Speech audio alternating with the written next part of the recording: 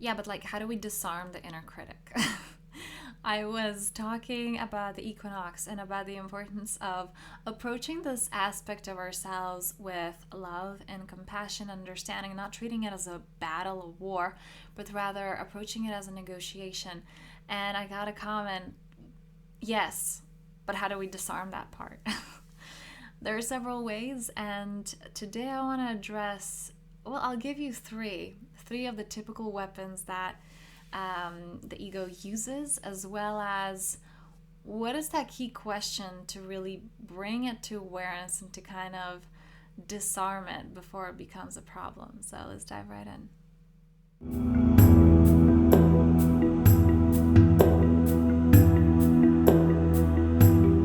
Okay, so for those asking, but how is it that because it's not fair, right? I mean, our ego knows all of our weaknesses, all of our, like those Achilles' heel, right? Just like it knows how to get us. So it's just not a fair play. How is it that we get it? How do we anticipate those attacks? How do we not become a puppet to it, but we actually utilize it to our advantage, right? For expansion, for growth. There are several ways, but this one, in this particular video, because I do want to make it short, I want to address the simplest way, really. The best defense is not an attack, okay? The best defense is actually understanding when that attack is coming. Can you anticipate your bypassing patterns? When the ego goes into I don't want to do it. What are those patterns that you specifically tend to go into? So I remember when I was doing the Vipassana, actually, it was addressed that the ego has three weapons. Whenever it was in context of meditation, because during the Vipassana, they're like meditating basically 10 hours during the day. Yeah, you just sleep and meditate, and that's all you do. So there will be resistance, right? So the three weapons is you're exhausted. Like when you sit down, you're tired, right? Whenever you wanna, a teacher of mine was actually saying whenever she would sit down to write her book, she would just feel exhausted and really tired. I know that I had that too. One of the resistance blocks whenever I'm there dedicated to working on something that is this breakthrough point, I'm magically tired, okay? Number two is it's not working. My ego used something similar, and that is, what's the point? And for a long time, I was falling victim to that it would just it would overtake me, like really, I could not see the point until I saw that there was a pattern.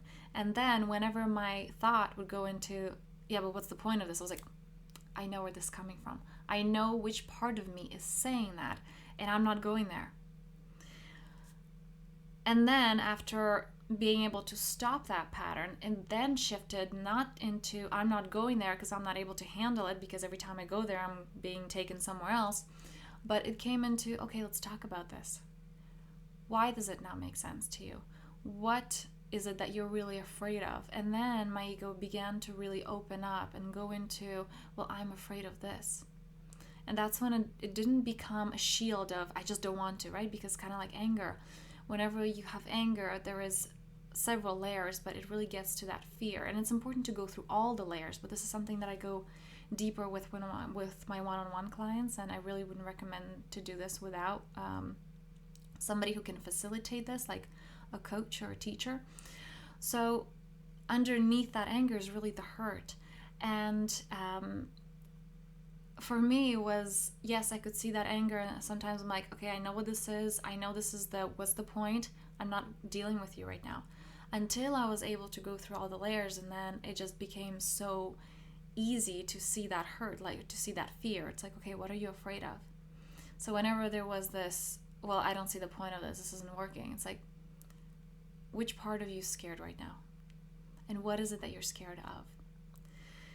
So that is number two.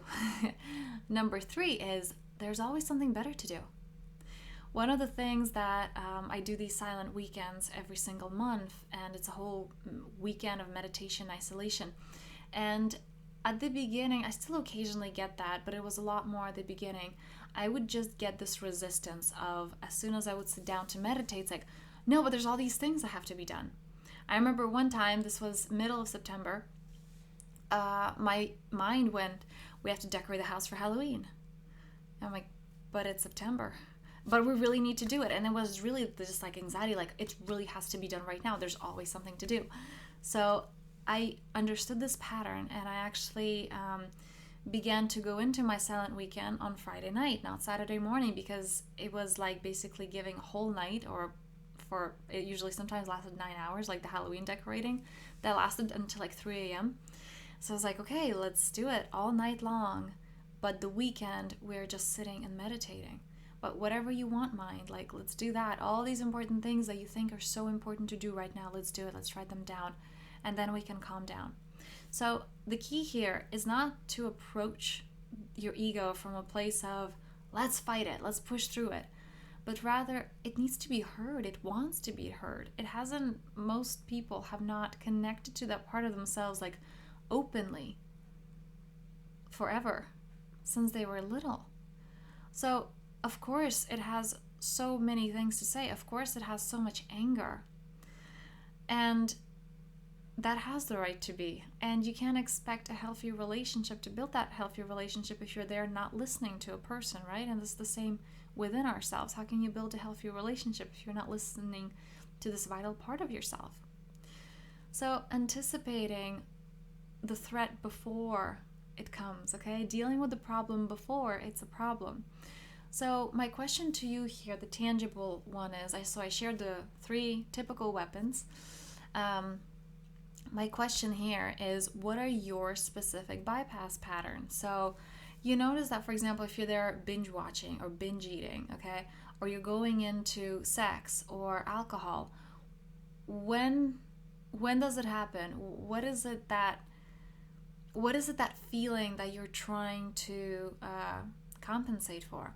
So I noticed for me, it was I had this addiction of just like chewing on mints, and it would come at a specific time in the evening, and it's usually when I would get really anxious about dealing with some of the things that I have, and it would be on particular days, like of some to-dos, and it was something particular about work, and I noticed that pattern. I'm like, okay, I know the cue. The cue is when I go to sit down to do this particular thing, I'm like, oh my God, I need mints. Like, I need something to crunch on. I need something to chew. And the way to deal with that is understanding, first of all, giving yourself so much self-care, understanding that, like, okay, this activity is giving me anxiety. This activity is not something that my ego is okay with. And it is about talking to it, having this dialogue with it. This is, again, something that I guide my one-on-one clients in self-mastery into a lot deeper, because this is a whole practice, a whole dialogue of addressing, why is this happening? Why are these bypassing behaviors and patterns there? What is it that's, because it's never the surface thing. There's always a deeper cause. There's a deeper reason for that anxiety, because something like, okay, I'm just anxious about the paperwork. It wasn't about that. It was actually something to do with my childhood. So understanding, okay, what's going on and the importance of that dialogue, but also understanding, if this activity gives you so much anxiety, how can you like just exaggerate your self-care right before? How can you make this too is bypassing. This is a short-term solution, okay? This will backfire if you keep doing this, because you're just going to need more and more self-care to the point that it won't be sustainable. But I'm just giving you a short-term solution here.